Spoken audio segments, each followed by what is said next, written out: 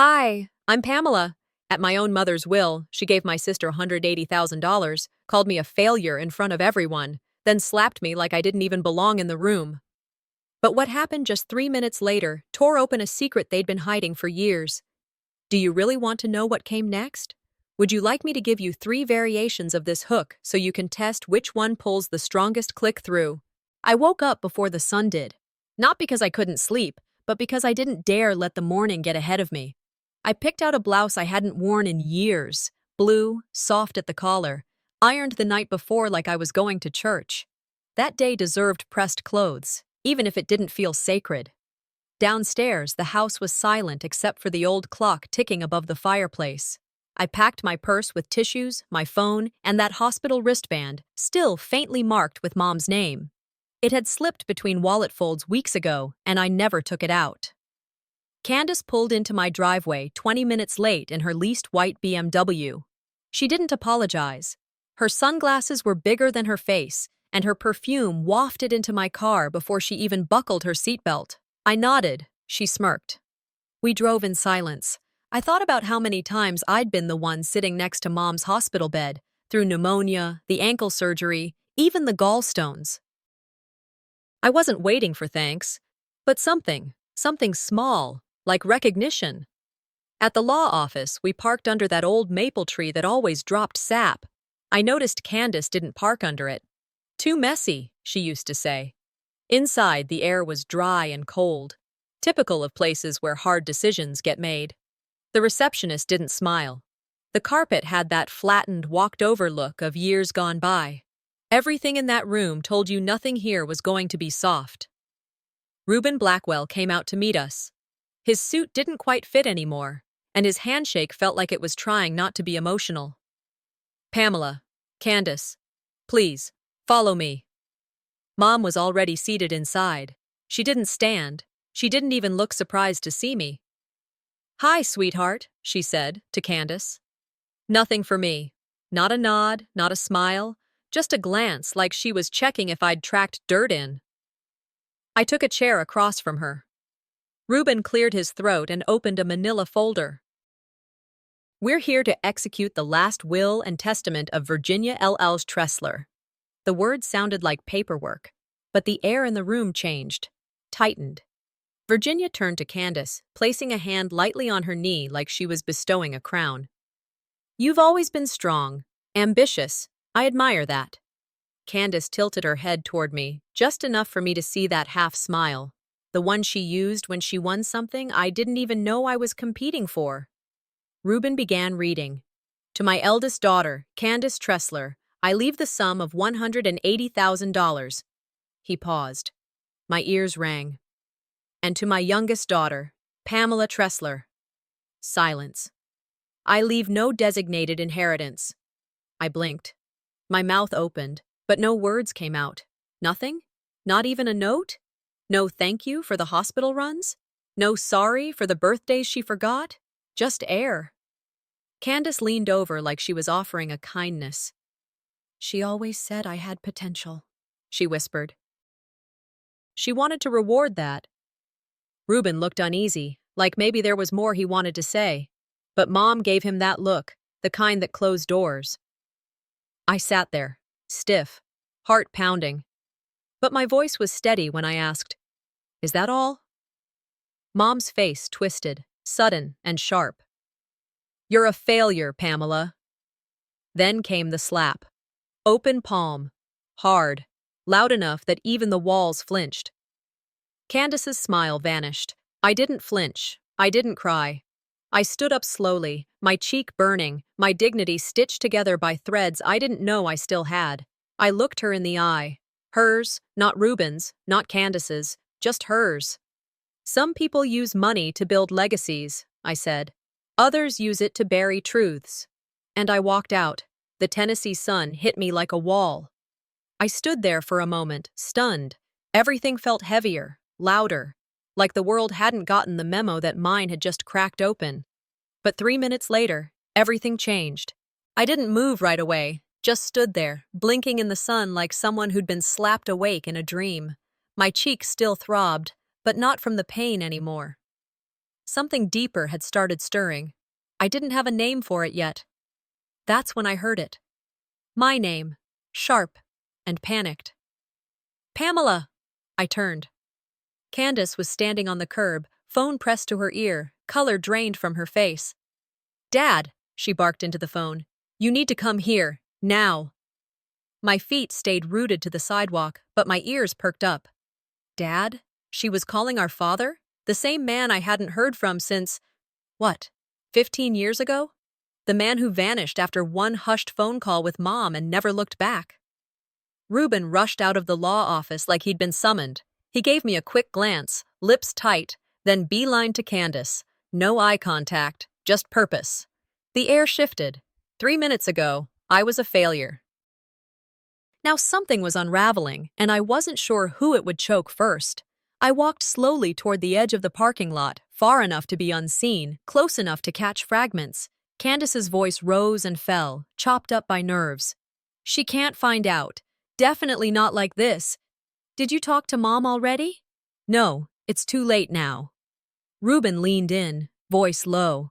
I couldn't make out the words, but his posture screamed tension. Candace kept pacing. Her heels clicked sharp on the asphalt. Virginia hadn't moved from the office window, staring down, motionless, like a statue watching her own funeral.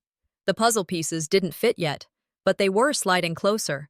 Something wasn't right about the will, something they hadn't expected to go this way.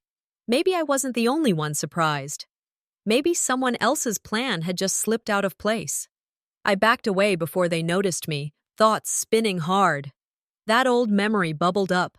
The last night I heard Dad's voice. I'd been 17. He and Mom were in the kitchen, talking low. Then silence. The next day, he was gone. Just gone. Back then, Mom said he needed time. Years passed. That time never came back. I started toward my car when Candace brushed past me, unlocking hers with a shaky hand. I turned and saw Reuben standing alone, adjusting his tie like it was suddenly choking him. I didn't wait for permission. Did Mom change the will recently? He blinked. What? You heard me. Did she change it? Recently. He opened his mouth, closed it again. Then he bent down to his briefcase, fumbling. That's when it fell out. An envelope, slightly creased, with my name handwritten in slanted cursive I knew too well. I reached it before he did. That's not supposed to. Pamela, that's a draft. Unapproved. But the seal was already broken. The paper inside wasn't a will. It was a letter. Her handwriting was shaky, but still hers. Pamela, it began. I don't know how to say this without sounding weak. You always made me nervous. You reminded me too much of myself before I learned to stay quiet. That scared me. I sat on the hood of my car. The heat of the metal pressed into me as I read. I never knew how to love someone like you. You weren't easy. You didn't say yes just to keep peace. But I see now that maybe that was strength. My throat burned. Some people don't slap you because they hate you, I thought. They slap you because you remind them of the choices they never made. I folded the letter. No tears. Just silence. Not the heavy kind from earlier. This one felt clearer. She'd written to me. She just didn't hand it over. And somehow, that hurt more than the slap. It wasn't rejection. It was fear. Hers, not mine. The narrative was changing. I stood, watching Candace's car pull out of the lot. She glanced my way, just once. Her eyes met mine. Wide. Unblinking. That wasn't guilt. That was fear. And I was finally ready to find out why. I tried to go home. I really did. Pulled into my driveway, turned off the car, just sat there with the letter still folded in my hand. But the quiet house felt like a stage set, hollow and waiting for someone else's lines. I couldn't cross the threshold. My fingers traced the edge of the paper, soft from being handled too many times already. On the shelf by the door sat an old photo, me at 8, Dad's arm around my shoulder, his smile too perfect, Mom looking away. That picture used to anchor me. Now it felt like a prop. My phone buzzed. A text from Candace. Don't start digging, you'll only hurt yourself. I stared at it for a long time, then slid it into my pocket. A warning like that isn't a warning, it's a challenge. By the time the sun leaned west, I was at the library. It smelled of old paper and lemon polish, the kind of place where people go to look for ghosts without admitting it. I headed straight for the archives. My father's name flickered on microfilm headlines from years ago. Business filings, local board meetings, the traces of a man who had once been here. Behind me, a voice cleared a throat. Mr. Glover. He'd been our neighbor when I was a kid, the one always out on his porch watching everything. His face was older now, but the eyes were the same. "Didn't expect to see you here," he said softly. "I'm looking for something," I replied. He leaned against the shelf. "Your mother and Candace. They weren't the only ones in that meeting who knew more than they said." He dropped it like a stone, then watched the ripples. I turned. "What do you mean?" He looked over his shoulder before lowering his voice. "Years ago, your father tried to move assets into your name, not your sister's. There was paperwork, real paperwork, and then, poof, gone. Family intervention, they called it." He shook his head. "Might still be something in the courthouse records. If you know where to look." I felt the air thin out. "So it wasn't just favoritism," I said. "It was a cover-up." He didn't answer, but he didn't have to. His eyes had already said too much. I went deeper into the stacks, following the trail. That's where I found it, a sealed court notice, dated 3 weeks before my father disappeared from our lives, addressed to my mother, not to me. It mentioned a deposition hearing that never happened. There was a handwritten note clipped to the front. "If Pamela ever reads this, she deserves to know the truth." I sat at one of the wooden tables, the paper trembling between my fingers. How many truths were locked away not to protect me, but to keep me quiet? The words blurred. I pressed the heels of my hands to my eyes and breathed. When I finally stepped outside, the sky was turning the color of steel. In my purse, the faded hospital wristband brushed my hand, a reminder of every night I'd sat by Mom's bed, thinking it was love holding me there. Now I wondered if it had been something else. Erasure disguised as duty. I didn't cry this time. I folded the papers, tucked them into my bag. My heartbeat had steadied into something like resolve. All these years, I'd believed the silence meant I wasn't enough. Turns out, it meant I was too much of a threat. This wasn't just about inheritance. It was about erasure. I started the engine, eyes catching the rearview mirror. My own reflection stared back at me, sharper than I remembered. The past wasn't behind me. It was still driving the car, and I needed to take the wheel. The courthouse had that same stale air I remembered from school board meetings and lost traffic tickets, like everything inside it had been sitting too long. I stepped into the records room and gave the clerk my request. She looked me over like I was there to cause trouble. "Those files are sealed. You'd need a court order," she said, chewing the end of her pen. "I'm listed in the will. I have every right to know what was done under my name," I said, handing over my ID. She hesitated, then disappeared into the back. A minute later, Nash walked in. No warning, no call, just that easy, unreadable calm he always carried. He handed the clerk a folder.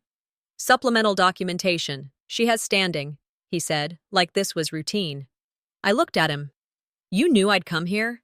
He shrugged. "If they wanted you erased, they should have made you disappear." The clerk came back, eyes narrowed, and slid the folder across the counter. I didn't thank her. In a side room, Nash and I sat at a small table.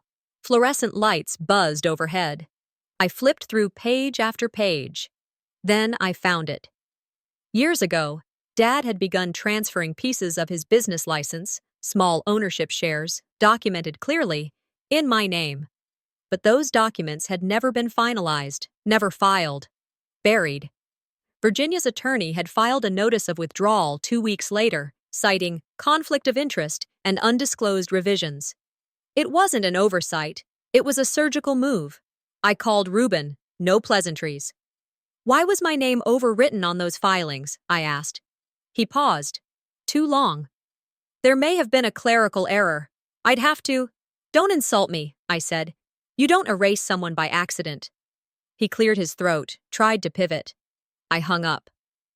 Back at home, I was halfway through scribbling legal draft letters when the phone rang again. "Mr. Glover." His voice was low. I remember your dad saying he'd make sure you never got nothing. Said it right before he took ill. I leaned into the counter. Why tell me this now? Because I heard your mother talking to someone on the phone that same week. A lawyer.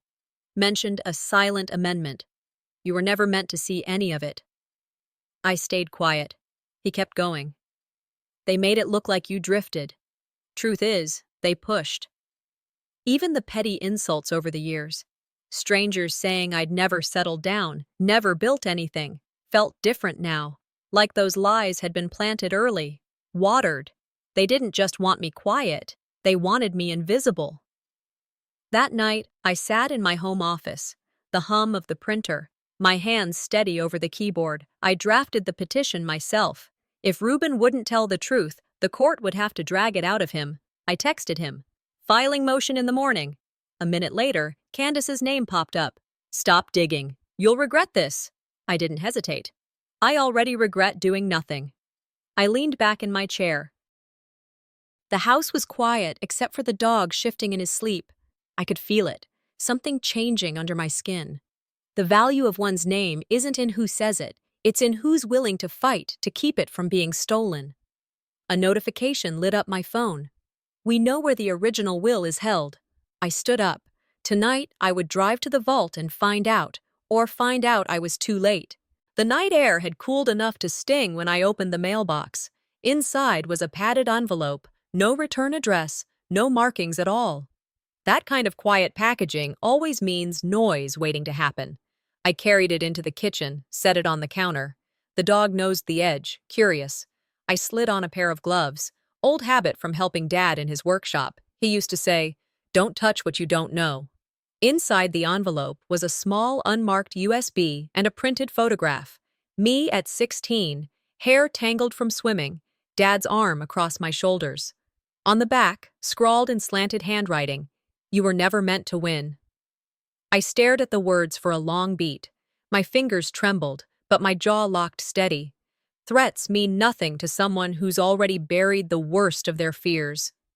Nash arrived minutes later, still in his work clothes. He caught sight of the USB. "Don't plug that in, not on your machine."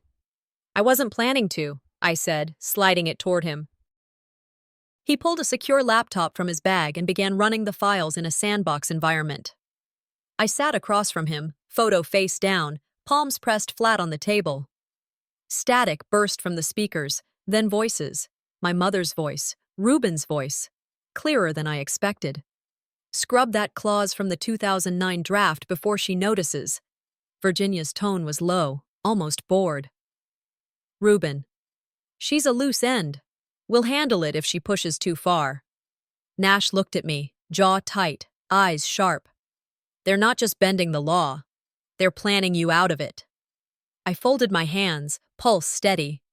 "This isn't rage. This is strategy." He leaned back, rubbing his forehead. "Pamela, this is enough to burn them down." "Not yet. Evidence without timing is just gossip," I said. While Nash made a secure copy of the USB, I drafted a formal notice to Ruben demanding full disclosure of all will versions and amendments. My words were cold, stripped of anything they could twist into hysteria. Then I called Sheriff Holt, casual tone, like it was a neighborly check-in. "Just so you know, Sheriff, someone sent me an anonymous threat. Thought you might want that on record." He grunted. "Bring it by tomorrow." "I will." After hanging up, I opened a new folder on my desk, marked it in bold ink. For the judge only. Each paper, each recording slipped inside like bricks into a wall. They built this storm thinking I'd crumble. They forgot I was born in rain.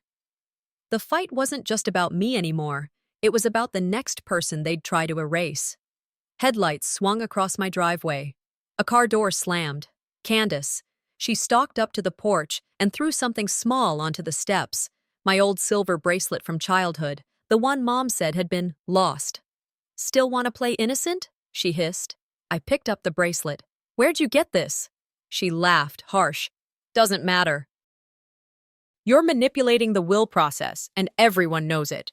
"I've spent my whole life being quiet," I said, voice low, even. "That ends now." For a second, her face cracked, Fear, anger, both. Then she spun on her heel, yelling over her shoulder, "Don't say I didn't warn you!" The car roared away. The yard went silent. I locked the door, turned off the lights. Hours later, while I was still at my desk, a soft sound broke the quiet, paper sliding against wood. Someone had slipped a sealed envelope under my door. No stamp, just my name. It wasn't the handwriting that scared me. It was who I suspected wrote it. I sat at my desk with the house quiet around me, just the low hum of the fridge in the next room and the dull tick of the old wall clock. In front of me, 3 draft versions of the will, the audio files, a printed email trail that reeked of manipulation. I'd highlighted names, cross-referenced dates. Nothing about it was casual. Every document I laid out had one purpose, reminding them I had a voice, and I was finally using it. Nash stepped in, carrying a second folder. "More from the registrar's office," he said, setting it down. "But if you make your move tonight, there's no pulling back." I nodded. "I've waited too long already." He hesitated, then added, "Just be ready. Ruben's not some paper pusher anymore. He's got people. Reach." "I'm not scared of reach," I said. "I'm scared of silence." I typed the final lines of the legal ultimatum, proofread twice, printed it out, and sealed it in a folder thick with evidence. Then I planned my timing down to the minute. Not a confrontation. They'd expect that. I was giving them notice. By the time I reached Ruben's office, the sun had dipped behind the hills. His assistant had gone home. I let myself in. He was at his desk, sleeves rolled up, whiskey glass half full, like the day had beat him first. He looked up, startled. "Pamela, this is unexpected." I set the folder down on his desk without sitting. "I came to return something that belongs to you. Your mess." He barely touched it. "If this is about the estate," "It is," I said calmly. "And the missing amendments, the scrubbed clauses, the name that was on the 2009 draft before yours overwrote it." He shifted. "You sound emotional. Maybe we should talk later." I kept my eyes on him. "Don't patronize me, Ruben. You erased me from my own father's will. That's not an oversight. That's surgical." He opened the folder, leafed through, lips pressed tight. "Where did you get these? You should worry about who's getting them next." The door behind me opened. Candace walked in, hair pulled back too tight, eyes flashing. "You're unbelievable," she snapped. "You're trying to paint yourself the victim again?" I didn't turn. "This isn't theater, Candace. It's accountability." She came closer, breathing heavy. "You don't get to rewrite history just because you regret not being around when Dad needed you." I faced her. "You don't get to steal someone's legacy just because you stayed." That shut her up. Ruben looked between us like he was watching something unravel. Then I pulled out a second envelope, this one stamped by the courthouse clerk. "I filed a motion this morning," I told them, "requesting the release of all sealed documents connected to the estate, the originals, the drafts, everything." Ruben turned pale. "You filed already?" "Sent copies to the local press, too," I said, meeting his eyes. "And to your mother's attorney." Candace backed a step. The confidence drained out of her like water from a cracked glass. "I didn't come to ask," I added. "I came to force your hand." The silence stretched. Ruben opened his mouth, closed it again. "I'll have to respond. Tomorrow." "I know," I said, and walked out. I stood in the hallway outside, heart pounding so loud it filled my ears. My palms were cold, but I didn't shake. I wasn't the one afraid anymore. They'd underestimated what survival shapes a person into. I'd been quiet, polite, invisible, but I'd never been weak. I checked my phone on the way out to the car. A single new message. No name, just the number. "You think you've won? Wait until you see what's next." I sat near the window, phone in hand, the threat message glowing in the dark. "You're not the only one missing."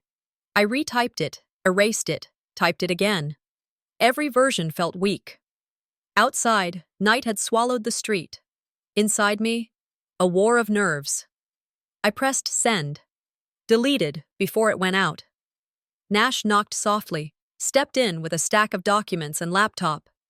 He laid transcripts of group messages across the coffee table. Candace's group thread lit up the screen. Make sure she never sees the original will. My breath caught. They don't just fear me, they fear what I know. I squared my shoulders, leaned forward. Nash highlighted timestamps, edits made after I left the conversation. Minutes I couldn't have known they were there. My jaw tightened. I called Virginia. She answered as if she was expecting sunshine, not storm. You misread it, she said coolly. I see no messages like that. I shut the laptop. Denial is the first refuge of a liar. Then I pulled up family tree files in Candace's shared cloud. My name was gone, removed. My face, cropped or erased. Mr. Glover's number flashed. He confirmed. He'd been browsing the same album last night, saw changes, altered late while the town slept. You can't kill someone's existence by deleting their photo, I whispered into the phone. Later, I texted Candace, my thumb hovering. What are you afraid I'll find next? Her reply. You'll regret opening Pandora's box. A hollow threat, one I've already touched. I stared at it longer than I should have. For years, I apologized for being visible. Now I harvested it for power. Tomorrow, I'd petition to freeze digital assets, reclaim what they erased. My phone vibrated at midnight. New message, you're not the only one missing. Tonight, I'd dig deeper to find what else they deleted, and who did it for them.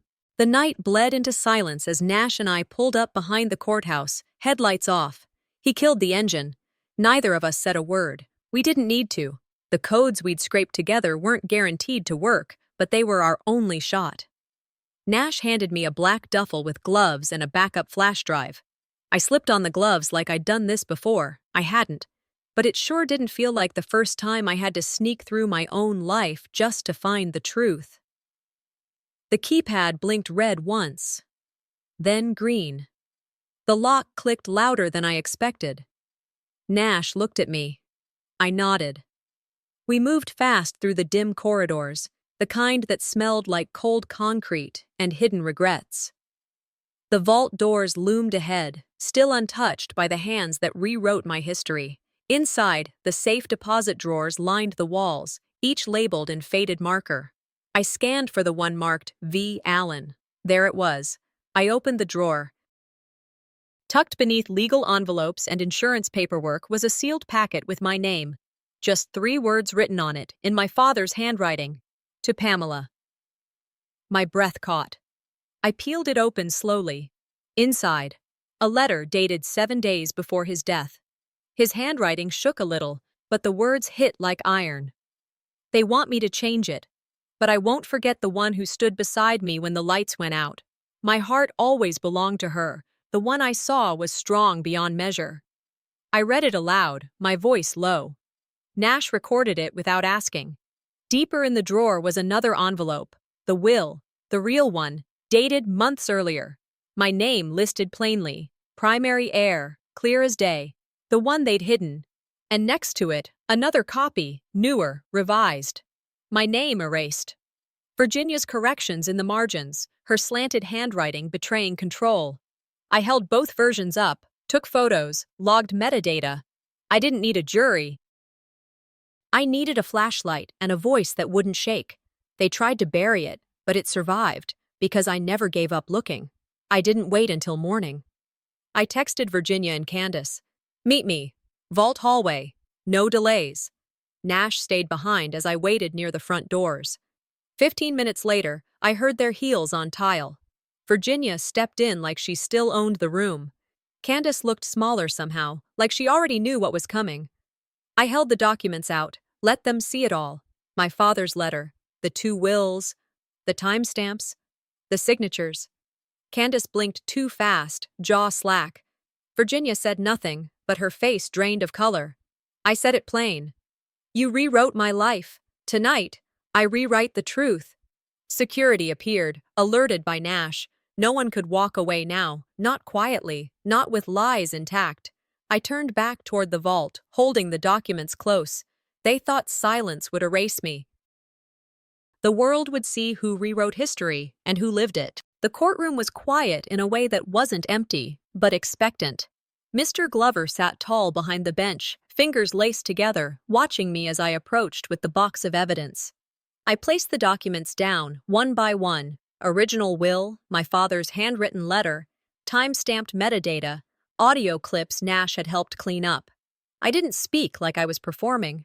I just read his letter, word for word, line by line. It didn't need embellishment. To Pamela, it began. If you're reading this, then others have tried to keep the truth from you. I regret nothing more than allowing fear to dictate my decisions. You were always the one.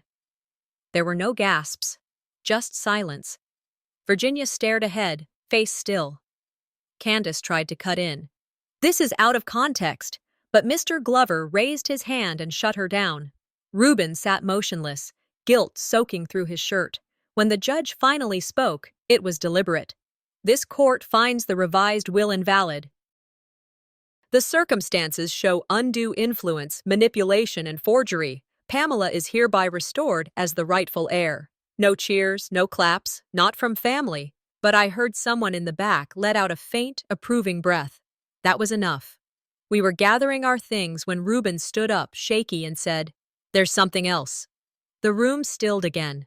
He admitted, openly, that Candace had been working him for months behind the scenes, private lunches, late-night phone calls, not just about the will, but how to push me out of the company entirely. He forwarded the emails to the court live, shown on screen. Her tone was clinical. Once she's removed, we'll restructure under my name. Virginia's hands dropped to her lap. For the first time, I saw the cold steel in her eyes melt. She looked at me and whispered, "I didn't know. I didn't respond. I didn't need to." Nash and I walked out together, heads high, shoulders even, no victory speech, no gloating.